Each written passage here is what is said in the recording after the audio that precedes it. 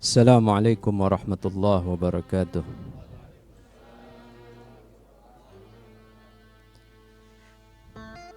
Sallallahu alayka sayyidi wa maulaya ya Rasulullah.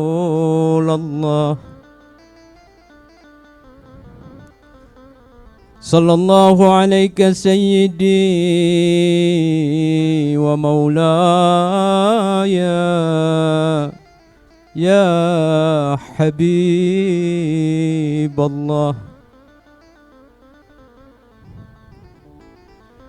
Sallallahu alayka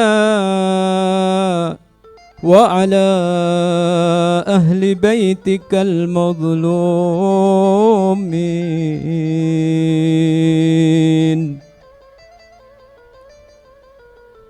Sallallahu alayka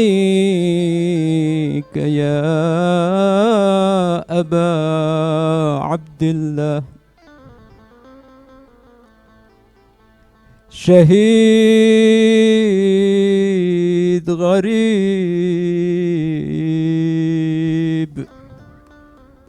madlum bi Karbala. Ya laytana kunna ma'akum sadati فنفوز فوزا عظيما.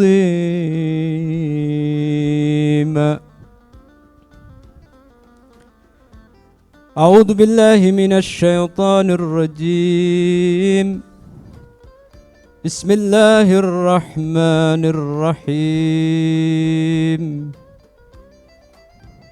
قل لا أسألكم عليه أجرا إلا المودة في القربى. صدق الله العلي العظيم وصدق رسول كريم ونحن على ذلك من الشاهدين. Bismillahirrahmanirrahim. Alhamdulillahi Rabbil Alamin. Wassalatu wassalamu ala al-habibil mustafa bil qasim Muhammad salli ala Muhammad wa ala alihi at-tayyibin at-tahirin al-ma'sumin wa ashabihi al-muntajabin al-mayamin wa man tabi'ahum bi ihsan ila yaumiddin. Segala puji bagi Allah Subhanahu wa taala yang telah memberi taufik kita, memberikan kita kekuatan, memberikan kita petunjuk sehingga kita di hari Asyura, hari tragedi umat manusia terbesar di dunia, hari kedukaan keluarga Nabi, hari di mana langit menangis, bumi pun meratap, maka kita sebagai pecinta Rasul sallallahu alaihi wasallam tentu dan seharusnya kita juga menangis, meratap dan bersedih bersama Abu Abdillah al-Husain. Saya ucapkan bela sungkawa sedalam-dalamnya kepada segenap kaum mukminin dan mukminat, muslimin dan muslimat, terkhusus kepada sahib zaman Al-Hujjah Ajjalallah Farajahus Syarif sebagai pihak, sebagai sahibul masaib, sebagai yang bersedih, tuan rumah di dalam musibah Al-Husain. Semoga Allah Subhanahu wa taala menjadikan kita sebagai pecinta Al-Husain, pengikut Al-Husain, dan mendapatkan syafaat kelak dari Al-Imamul Husain alaihissalam. Masih banyak orang mempertanyakan tentang mengapa kita memperingati kesyahidan Imam Hussein. Kan banyak orang-orang besar, banyak tokoh-tokoh, tetapi kenapa harus Al-Husain? Setiap tahun para penceramah masih saja perlu menjelaskan tentang hal tersebut. Selain untuk memperkuat kecintaan kita kepada Al-Husain, juga untuk menjawab pihak-pihak yang merasa bahwa memperingati Al-Husain adalah sesuatu yang bid'ah, sesuatu yang diada-adakan. Mereka tidak mengerti, mereka hanya berbicara tapi tidak mengetahui fakta yang sebenarnya. Mereka berbicara tanpa dasar karena mungkin kebodohan, mungkin juga kebencian. Mengapa kita memperingati kesyahidan Al-Imamul Husain?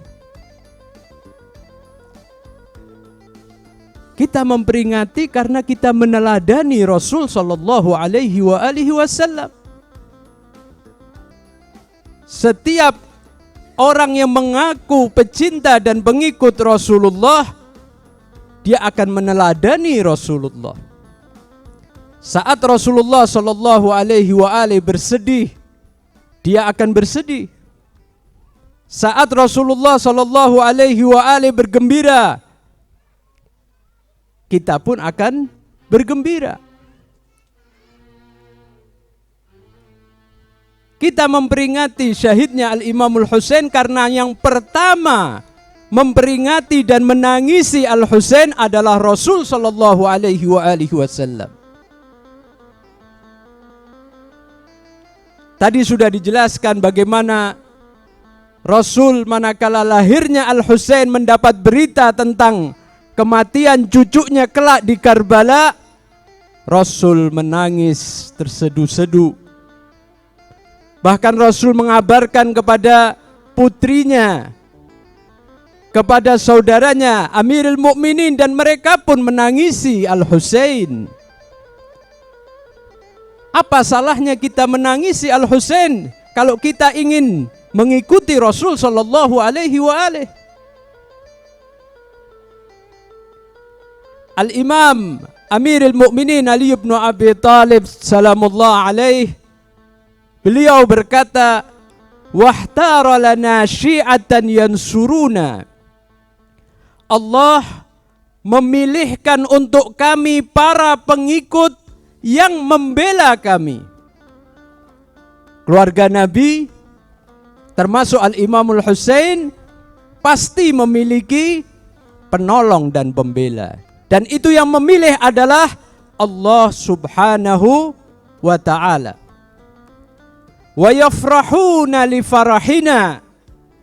Mereka bergembira di saat kami bergembira. Orang yang cinta, dia akan bersenyawa, dia akan menyerupai yang dicintainya. Ketika yang dicintai dalam keadaan gembira, dia pun bergembira. Wa yahzanuna li huznina. Dan mereka bersedih, berduka, menangis saat kami Ahlul Bait keluarga Nabi dalam keadaan berduka. Bukan malahnya saat berduka mereka bersukaria. Wa na'udzubillah. Yabduluna amwalahum wa anfusahum fina. Siapakah pengikut keluarga Nabi? Adalah yang mengerahkan, memberikan seluruh hartanya dan jiwanya untuk kami. Bagi mereka, harta dan jiwa adalah murah untuk keluarga Nabi.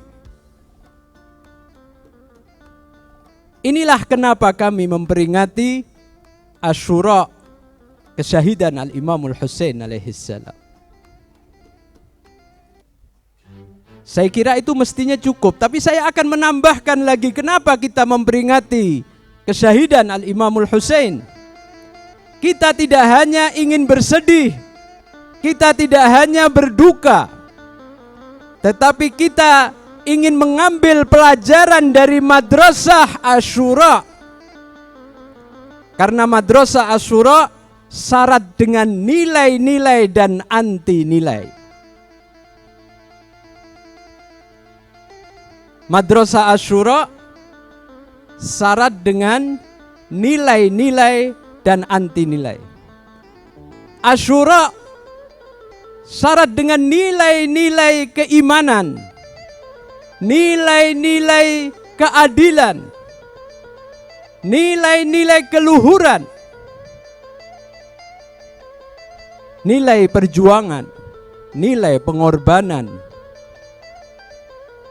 nilai kesetiaan, nilai kesabaran, nilai kedermawanan, dan semua nilai-nilai kebaikan ada di dalam peristiwa Asyura, ditampilkan oleh Al-Imamul Husain dan yang bersama mendukung Al-Imamul Husain. Tapi Asyura juga menampilkan nilai-nilai kekufuran, nilai kemunafikan, nilai kediktatoran, kesewenang-wenangan, nilai pengkhianatan, nilai kepengecutan, nilai kekikiran, dan banyak nilai-nilai buruk yang ditampilkan oleh Yazid dan yang bersama Yazid. Jadi Asyura adalah madrasah yang dapat kita pelajari. Ketika kita membuka Asyura, tidak pernah habis pelajaran yang kita bisa ambil dari peristiwa Asyura.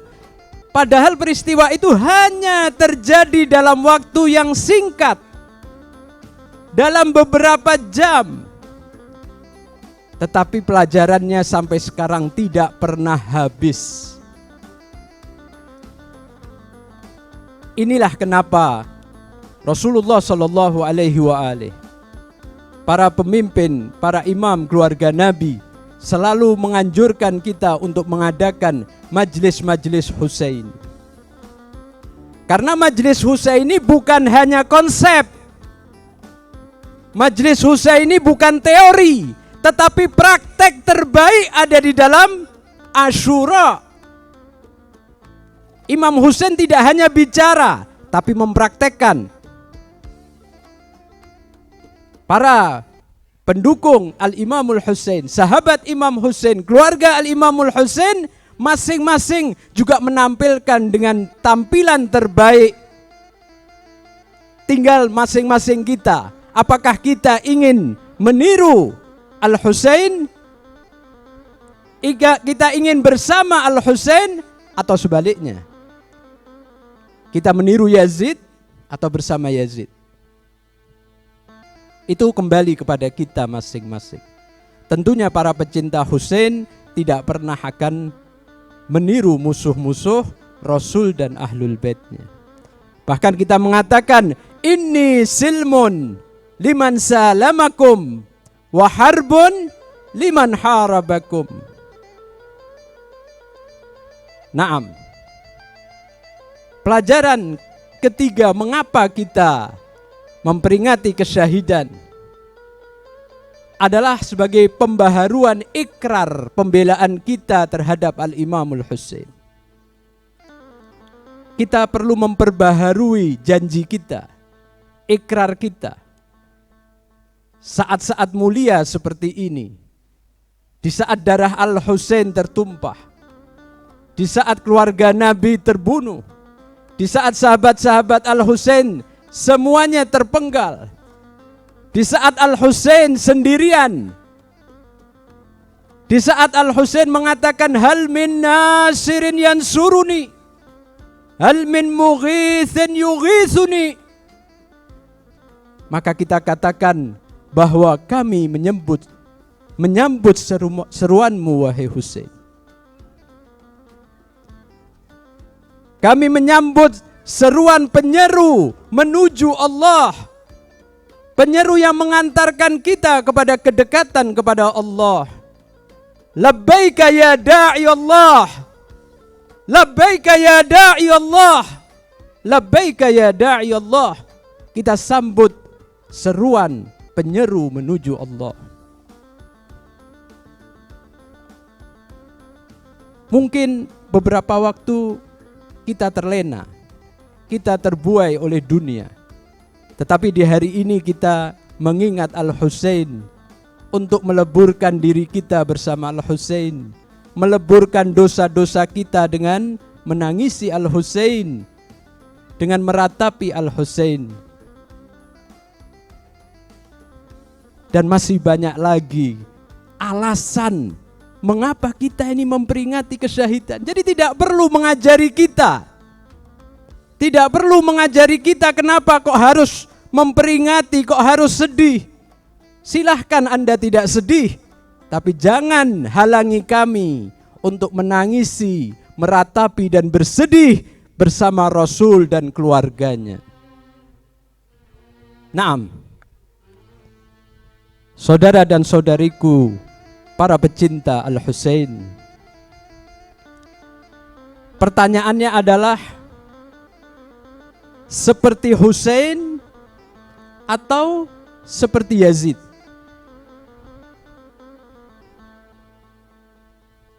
Pertanyaan ini muncul dari sebuah perkataan Al-Imamul Husain ketika beliau dipaksa untuk berbaiat, dipanggil oleh gubernur Madinah Walid bin Utbah dan meminta baiat Husain. Husain mengatakan, mithli la yubayi'u mithlah, sepertiku tidak berbaiat, tidak tunduk, tidak akan patuh kepada orang seperti Yazid. Kenapa Al-Imamul Husain tidak menyebut ana la ubayi'u Yazid? Saya tidak membaiat Yazid. Karena Imam ingin mengatakan bahwa orang-orang seperti Yazid itu ada pada setiap zaman, pada setiap waktu. Dan orang-orang seperti Al-Husain pun ada dalam setiap zaman. Makanya seperti Al-Husain tidak akan tunduk, tidak akan berbaiat, tidak akan patuh kepada orang seperti Yazid.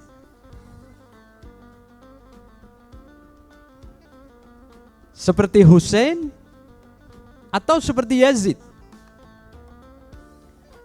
Kalau kita ingin memilih satu dari keduanya, mari kita lihat siapa Husain dan siapa Yazid.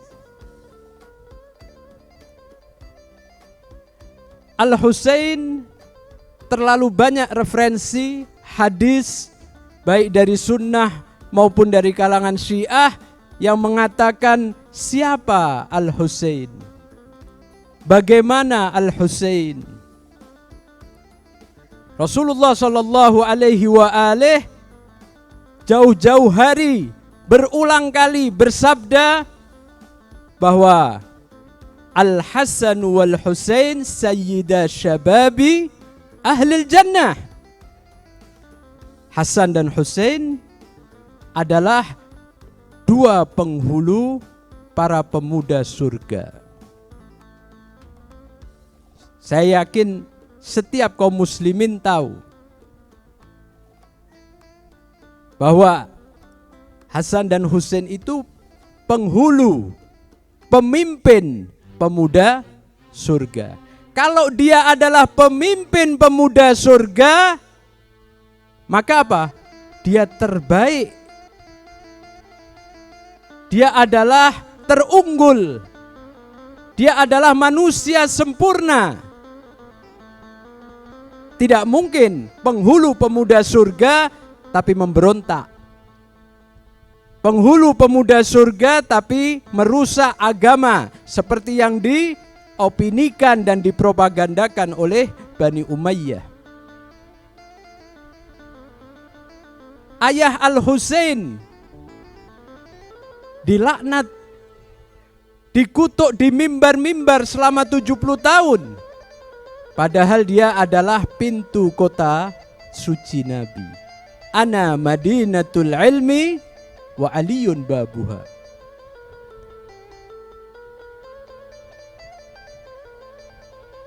Kalau memang kita mau tahu Al-Husain, dari kakeknya Rasul sallallahu alaihi wasallam. Beliau mengatakan Al-Hasan wal Husain sayyidah syababi ahlil jannah. Apakah Rasulullah mengatakan itu karena ia cucunya? Karena Rasulullah ini cinta kepada cucunya lalu memberi label pemuda penghulu surga. Tidak, wahai ikhwan. Karena Rasul tidak pernah berkata kecuali wahyu. Wa ma yantiqu anil hawa in huwa illa wahyun yuha. Kalau kita benar-benar mengikuti Rasul, mencintai Rasul, kita harus menerima dengan sepenuh hati bahwa Al-Imamul Husain dan saudaranya Al-Imamul Hasan adalah dua pemuda surga. Ini sebagai sebuah poin kenapa kita ingin seperti Al-Husain. Naam. Yang kedua, Rasulullah juga bersabda bahwa Al-Imamul Husain adalah misbahul huda wa safinatun najah. Imam Husain adalah pelita petunjuk, cahaya petunjuk, dan bahtera penyelamat.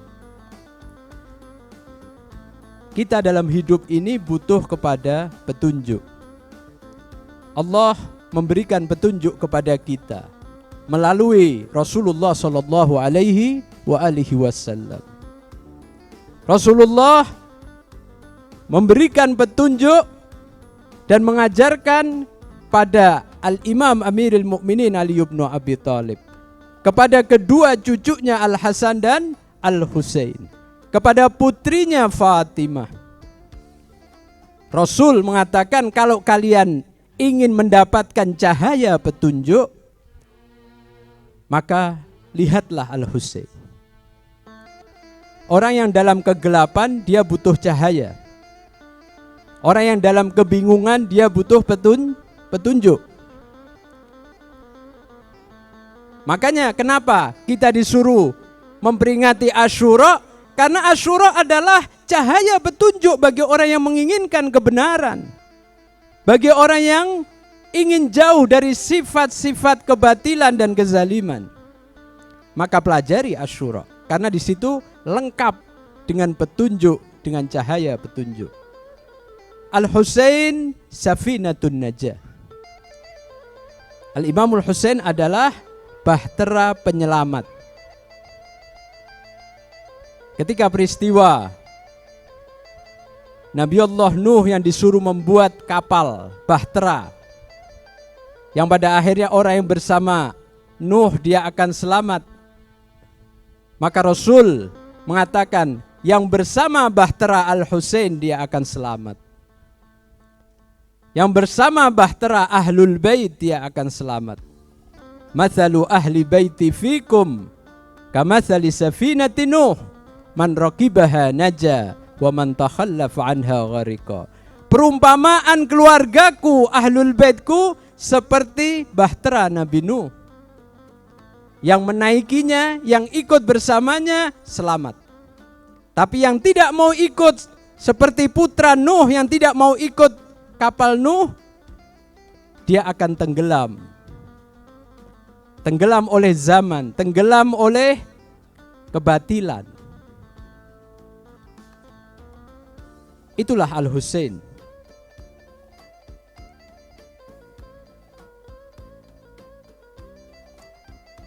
Yang ketiga adalah cinta Husain adalah cinta Rasulullah. Kita kalau ditanya cinta Rasul atau tidak, seorang muslim kalau mengatakan tidak cinta Rasul berarti bukan muslim. Rasul mengatakan kalau cinta aku harus cinta Husain. Syaratnya cinta Husain. Tidak bisa mau cinta Rasulullah tidak mencintai Husain, apalagi memerangi Al-Imamul Husain. Lalu mengatakan, aku cinta engkau, aku pengikutmu wahai Rasulullah, bohong besar. Walaupun dia mengaku muslim. Karena apa? Rasul mengatakan, Husainun minni wa ana min Husain. Husain itu dariku dan aku dari Husain. Artinya Rasulullah tidak pernah terpisah dari Al-Husain. Ahabballaha man ahabba Husaina. Dia menjadi barometer tolak ukur kecintaan kepada Allah. Mencintai Allah, orang yang mencintai Sayyidina Husain. Bukan karena dia cucu Rasulullah, tidak, bukan nasab. Tetapi memang Al-Imamul Husain adalah manusia suci, manusia sempurna, yang layak untuk dicintai dan diikuti. Anda jangan mengecilkan Al-Imamul Husain hanya dengan kenasapannya saja, tidak. Kenasapan punya nilai, tetapi nilai yang lebih unggul adalah kualitas Al-Imamul Husain sebagai orang yang suci. Kalau ingin menjadi Al-Husain, saya hanya bawakan 3 ini. Dan masih banyak riwayat tentang keutamaan Al-Husain. Mari kita sekarang melihat Yazid. Supaya kita tidak mengatakan bahwa kita ini fanatik semata, enggak. Kita pengikut Ahlul Bait ketika berkata pakai dasar, pakai dalil. Baik itu dalil akal maupun dalil nakli, dalil tekstual. Coba kita lihat Yazid. Saat itu memang banyak kaum muslimin yang tidak begitu mengenal Yazid. Sehingga dia terperdaya dan tertipu oleh penguasa Yazid. Tapi banyak pula yang tahu Yazid. Karena memang Yazid itu pada masa ayahnya hidup, dia sering berbuat kemaksiatan. Terkenal sebagai peminum khamar. Terkenal sebagai orang yang suka bermain wanita. Terkenal dengan orang yang suka hura-hura. Padahal Rasulullah SAW masanya masih belum jauh. Kita jauh 1400 tahun. Tetapi Yazid saat itu masanya dekat. Ayahnya hidup sebagai orang yang pernah hidup bersama Rasulullah. Artinya Islam masih baru.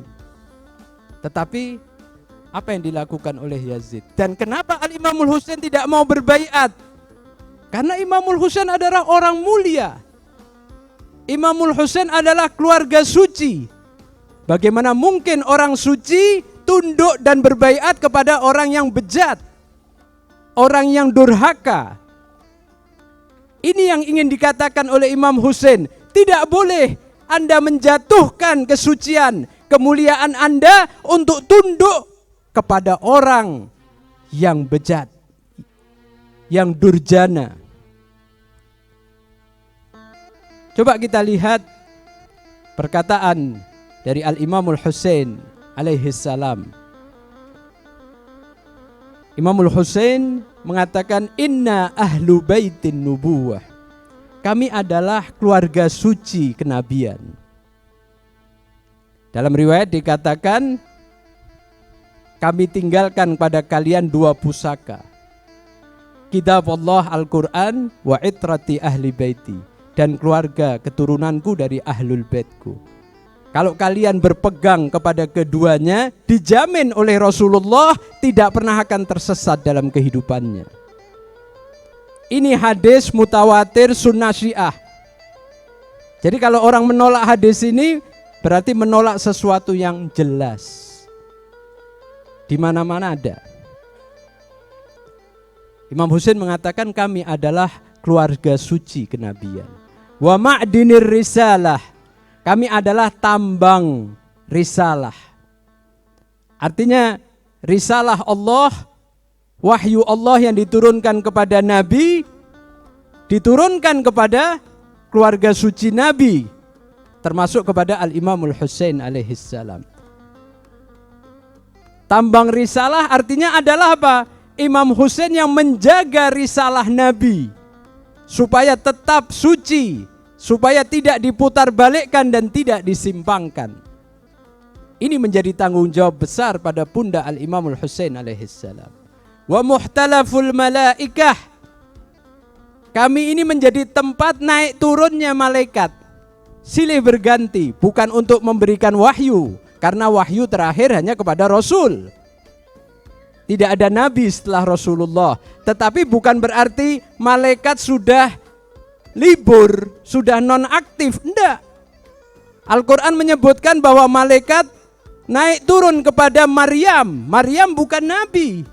Ibu Isa bukan nabi, tetapi malaikat naik turun. Dan malaikat selalu naik turun kepada orang-orang suci.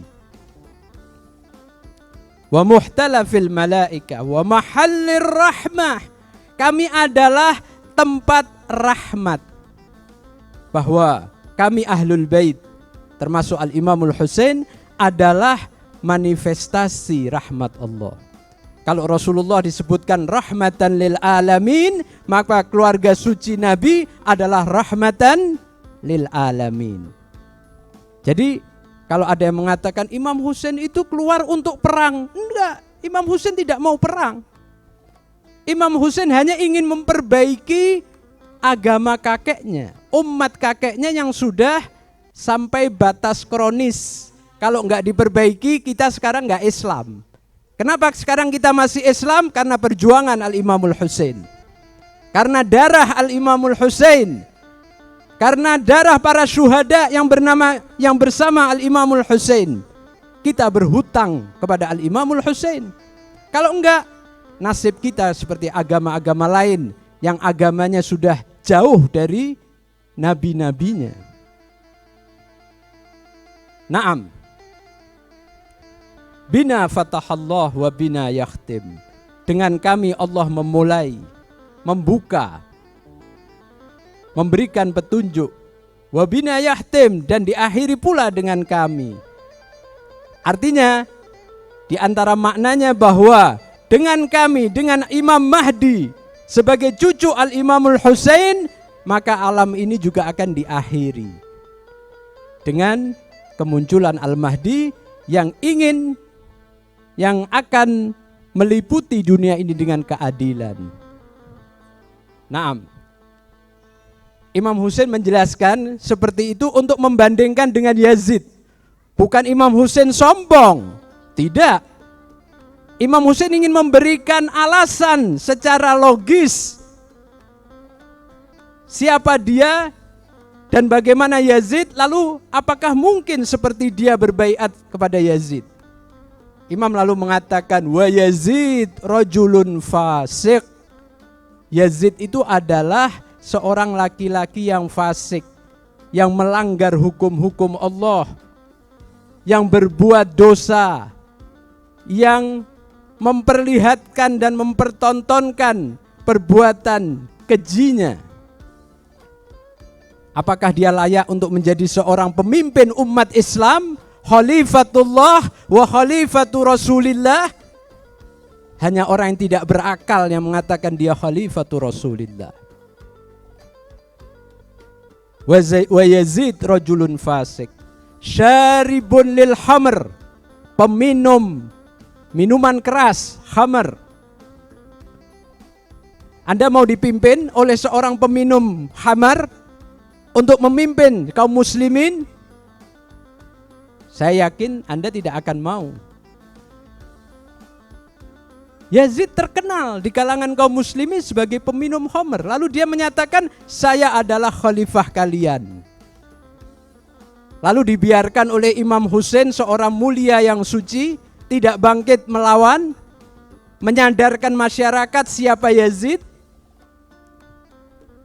Qatilun nafsil muhtaramah, yang membunuh jiwa yang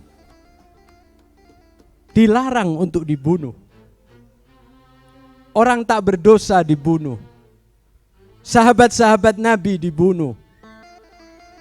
Pecinta-pecinta Al-Imam Ali, Al-Imam Al-Hasan dibunuh. Ayahnya juga melakukan hal yang sama. Dibiarkan memimpin umat Islam. Kenapa kita memperingati? Untuk supaya umat Islam sadar bahwa ada sejarah masa lalu yang berkait dengan kekinian. Supaya apa? Tidak terulang lagi bahwa ada orang-orang seperti Yazid yang dia memimpin dunia, memimpin manusia. Mu'linun bil fisq. Ada orang yang berbuat dosa tapi sembunyi-sembunyi. Muawiyah itu masih minum homernya di istana, enggak di depan orang lain, ayahnya. Tapi kalau Yazid ini di depan orang, enggak peduli.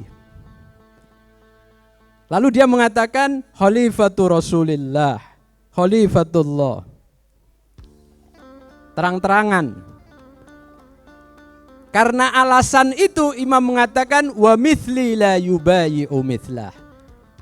Seperti aku tidak akan berbaiat kepada orang seperti Yazid. Artinya kalau berbaiat seperti Yazid berarti ada kesamaan. Mereka orang-orang yang mencari dunia, atau paling tidak orang yang ditekan dan tidak berani, terpaksa berbaiat. Al-Imamul Husain tidak berbaiat. Karena apa? Dia tahu kewajibannya. Kalau dia tidak bangkit sebagai pemimpin umat untuk menyadarkan kaum muslimin, membangkitkan kaum muslimin, maka yang terjadi umat ini sudah tidak tahu apa yang akan terjadi. Naam. Walakin nusbihu wa tusbihun wa nantadiru wa tantadirun. Aina ahakku bil khilafati wal bai'ah. Nanti coba kalian akan lihat. Kita akan melihat dan siapa yang akan melihat, siapa yang lebih berhak terhadap kepemimpinan umat. Inilah alasan kenapa Al-Imamul Husain tidak membaiat Yazid. Bukan karena ingin memberontak, bukan karena ingin kekuasaan, tidak. Kekuasaan itu bukan tujuan, tapi dia ingin memperbaiki kondisi umat kakeknya yang apabila dibiarkan umat ini sudah jauh dari Islam. Wa alal islamis salam, kata Imam Husain, selamat tinggal Islam. Id qad buliyatil ummah bira'in mithli Yazid. Apabila umat ini dipimpin oleh pemimpin seperti Yazid, bukan hanya Yazid, tapi seperti Yazid. Artinya akan terjadi di masa-masa selanjutnya sampai kemunculan Al-Imamul Mahdi ajalallahu farajahu syarif. Naam, ini adalah penjelasan kenapa Al-Imamul Husain tidak mau tunduk berbaiat. Dan karena ini tidak hanya berlaku pada Imam Husain, maka di setiap zaman ada yang seperti Al-Husain dan ada yang seperti Yazid. Kita harus mengenali Yazid zaman ini siapa, supaya kita tidak salah menilai mana Yazid yang sebenarnya dan mana yang bukan. Yazid zaman ini adalah yang memiliki karakter membenarkan segala cara untuk mencapai tujuannya. Menghalalkan yang haram, menghalalkan yang haram dan mengharamkan yang halal. Yazid zaman ini adalah yang ingin menghegemoni umat manusia, ingin menguasai umat manusia, mengambil harta benda mereka, membodohkan mereka, menindas mereka, menjajah. Yazid zaman ini bukan orang per orang. Yazid zaman ini adalah kekuatan penjajah, kekuatan arogan, imperialis, kolonialis. Itu adalah Yazid zaman ini. Siapapun kekuatan imperialis, dan kita tahu saat ini Amerika sebagai yang mengaku kekuatan adidaya, dia ingin menguasai semua negara. Dia melakukan apapun untuk kepentingan negaranya walaupun harus menghancurkan negara-negara lain, membuat konflik, membuat peperangan. Itu adalah Yazid zaman ini. Kita tidak boleh diam. Zionis yang mengambil harta muslimin, tanah muslimin, mengusir orang-orang Palestina dari Palestina, datang maling, ya. Lalu apa? Mengaku bahwa saya yang berhak terhadap tempat ini. Lalu kita menerima, oh ya damai saja, damai saja. Tidak. Kita tidak boleh hina, tidak boleh tunduk. Kaum muslimin pantang hina. Ketika satu jengkal tanahnya dirampas oleh musuh penjajah, maka kita akan menentang. Sebagaimana pahlawan-pahlawan kita tidak rela sejengkal tanah kita Indonesia diambil oleh penjajah, 350 tahun melakukan perlawanan dan akhirnya mendapatkan kemerdekaan. Mereka adalah orang-orang yang menginspirasi perjuangan Al-Imamul Husain. Tidak pernah surut. Bung Karno menginspirasi Al-Husain. Pangeran Diponegoro menginspirasi Al-Husain. Para pahlawan menginspirasi Al-Imamul Husain. Bahkan non-muslim sekalipun, Mahatma Gandhi bangkit berjuang melawan kolonialis, menginspirasi Al-Imamul Husain. Ini pengakuan dari Mahatma Gandhi sendiri. Artinya Al-Imamul Husain bukan hanya milik Syiah, milik semua muslimin, bahkan milik semua umat manusia yang menginginkan kemerdekaan dan keadilan. Sholawat. Ma salli ala Muhammad di Muhammad wa ajil. Salli ala Muhammad wa ali Muhammad. Wa salli ala Muhammad. Di hari ini, di tanggal 10 Muharram, Imamul Husain mengumandangkan sebuah teriakan, sebuah kata-kata mutiara yang abadi hingga saat ini, yang ada di hati setiap pejuang kebenaran, pejuang keadilan, pejuang penentang kezaliman. Kata-kata ini menjadi gelora di setiap hati mereka. Imam mengatakan, ala wa inna da'i ibni da'i qad rakaza baina snatain baina sillati wa dhillah wa hayhat minna dhillah. Sungguh Ibnu Ziyad, seorang yang tidak jelas asal usulnya, ayahnya pun tidak jelas asal usulnya, alias anak haram. Dia telah meletakkanku pada satu dari dua pilihan, memojokkanku pada satu dari dua pilihan, bainas sillati wadzillah, antara menghunus pedang atau tunduk dalam kehinaan. Imam Husain manusia suci mulia, jauh bagi Imam Husain kehinaan. Wahaihat minnadzillah, pantang hina bagi kami Ahlul Bait, pantang hina bagi kami para pengikut Ahlul Bait, pantang hina bagi kami orang-orang yang mengikuti kebenaran dan kesucian. Dan ini selalu ada di dada setiap para pecinta Al-Imamul Husain. Itulah ikhwan sekalian, di hari ini, di 10 Muharram, hari yang merupakan tragedi yang tidak terperikan, hari yang menjadi inspirasi bagi setiap pejuang di seluruh dunia, di setiap zaman.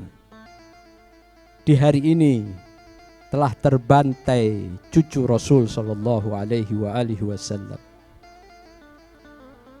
Di hari ini telah terpenggal kepala cucu Rasul. Di hari ini telah tertebas, tersayat tubuh Al-Imamul Husain yang dikatakan ada 37 sayatan pedang. Ada 33 sayatan pedang dan ada 34 tombak. Dan panah seperti landak. Al-Imamul Husain berkorban untuk kita dalam rangka menyelamatkan kita. Menyelamatkan kita dari kebodohan kita, menyelamatkan kita dari kesesatan kita, untuk supaya kita kembali sadar dan bangkit. Maka tugas kita sebagai pecinta Al-Husain adalah menyambut seruan Al-Husain. Al-Imamul Husain alaihissalam tidak hanya terbunuh, terpenggal kepalanya, tapi yang lebih mengenaskan adalah 10 kuda menginjak-injak tubuh Al-Imamul Husain hingga tulang belulangnya remuk. Tidak sampai di situ, ikhwan sekalian, putra Al-Imamul Husain setelah syahada Al-Imamul Husain, bayi mungil Al-Imamul Husain yang dikubur oleh Al-Imamul Husain, karena Imamul Husain tidak mau para wanita melihatnya dan menjerit. Oleh Harmalah yang mengetahui tempat Imam Husain menguburkan digali. Lalu bayi yang sudah tersembelih oleh tombak bercabang 3 oleh Imam Bagir dikatakan dubiha, tersembelih. Apa yang terjadi? Dipenggal oleh Harmalah. Tubuhnya dan kepalanya dilemparkan ke kabilah yang belum mendapatkan kepala. Yang lebih mengenaskan dan menyedihkan, kepala bayi itu ditancapkan di tombak. Karena kepalanya kecil, sering jatuh. Akhirnya ditali supaya tidak jatuh, diikat. Di depan siapa? Di depan ibundanya sendiri, Ar-Rabab. Bayangkan ibu-ibu, kalau anak kalian disembelih, diletakkan di atas tombak, di depan mata kalian, mungkin kalian bisa mati. Mungkin kalian sudah tidak sadar, koma. Tetapi Rabab menghadap ke Madinah mengadukan kepada Rasul sallallahu alaihi wa alihi. Ya Rasulullah, ya Fatimah Az-Zahra, inilah yang diperbuat terhadap cucumu.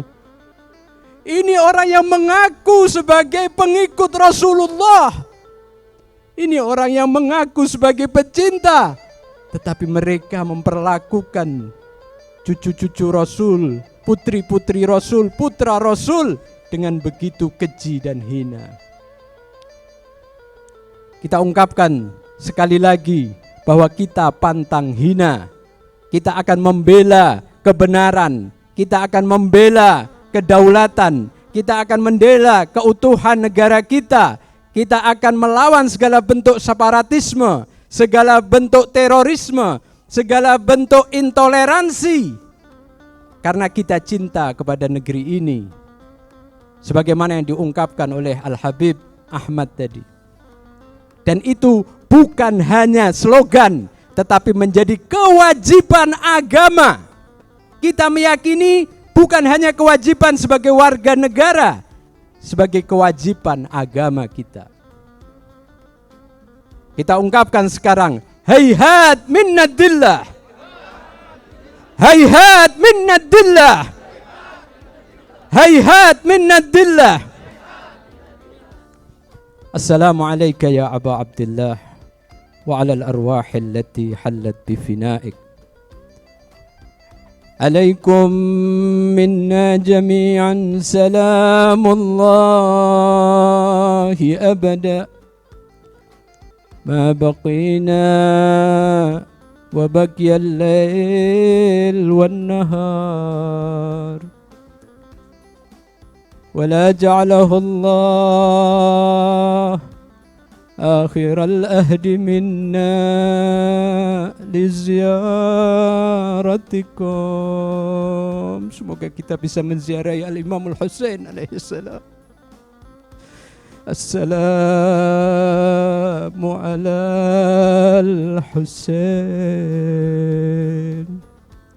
wa ala Ali ibn al-Husain وعلى أولاد الحسين وعلى أصحاب الحسين الذين بذلوا مهجهم دون الحسين عليه السلام. اللهم ارزقنا شفاعة الحسين يوم الورود، وثبت لنا قدم صدق عندك مع الحسين وأصحاب الحسين الذين بذلوا مهجهم دون الحسين عليه السلام. اللهم يا رب الحسين بحق الحسين اشفي صدر الحسين بظهور الحجة عليه السلام. وصلى الله على خير خلقه محمد وآله أجمعين. صلوات على محمد وآل محمد.